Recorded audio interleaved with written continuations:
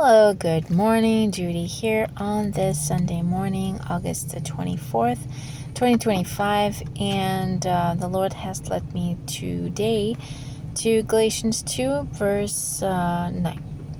And it says, "And when James, Cephas, or Peter, and John, who seemed to be pillars, perceived the grace that had been given to me, they gave me and Barnabas the right hand of fellowship, that we should go to the Gentiles, and they to the circumcised."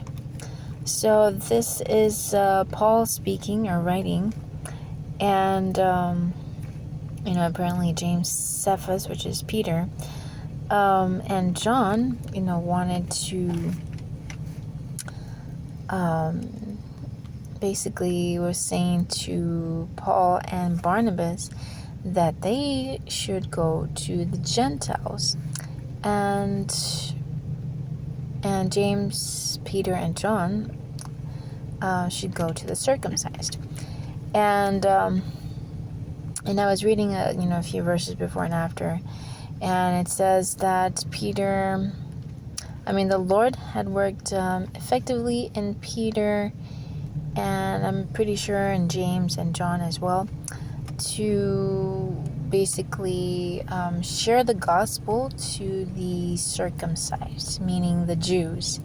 So they being, I believe they were all fishermen. Basically, the Lord taught them to effectively minister or to, share the gospel to the Jews, right? And, vice versa, the Jew, Paul being a Jew, Barnabas, I'm not exactly sure, he might have been also a Jew, but they, were taught by the Lord, to effectively minister to the Gentiles, those who do not or have not believed in God or know about Jesus Christ and all that. So it was the Jews and then everybody else, the Gentiles, right? And so, they were supposed to minister to the opposite of who they were, right? So, when it says, Paul was saying that James, Cephas, and John, who seem to be pillars are just meaning like the foundations or the thing, the people who, kept the discipleship together, right? Or the gospel together, right? And they perceived that the grace to, to share the gospel with the Gentiles was given to Paul and Barnabas. So that's why they were saying, oh, you should go to the Gentiles, right? I'm not sure exactly why they were kind of pushing them towards the Gentiles, because they had already been, I believe,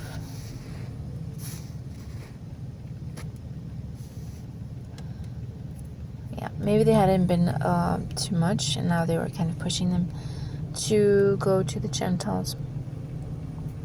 But anyways, the point that I'm trying to get to is that the Lord will teach you to effectively minister to a people that you are not comfortable with speaking to. And so, if you're a Christian, He will give you the ability to be able to, share the gospel with those that are not Christian, and vice versa.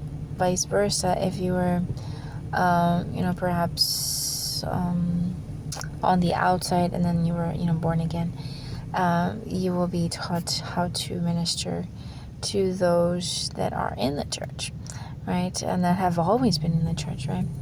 And so, He will give you the grace, and if that's what He's called you to do, He will give you the grace to do that, because, all glory will come back to Him, because it's something that isn't in us, it wasn't something natural or, that we are like really excellent at knowing, because all the wisdom and the glory comes from the Lord and goes back to the Lord, right? And so, and so yeah. And so sometimes, also with this message, other people will also know what your abilities and your talents are, and will direct you into that area that you may not believe that you are capable of doing, but you are, and because maybe you might feel doubtful, or you may be feeling a bit insecure perhaps, that you should, even though you know you can, or that you believe that you can't, but deep down, of course, you know that you can because you've been taught that.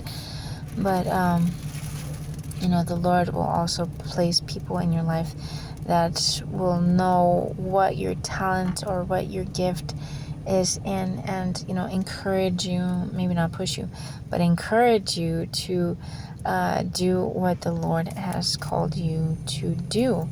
And so, it's good to always have those kinds of people around you, around your life, and who will push you and encourage you to maybe come out of your comfort zone, right? Something that you may not be comfortable with as well. And but like I said previously, the Lord will teach you this, and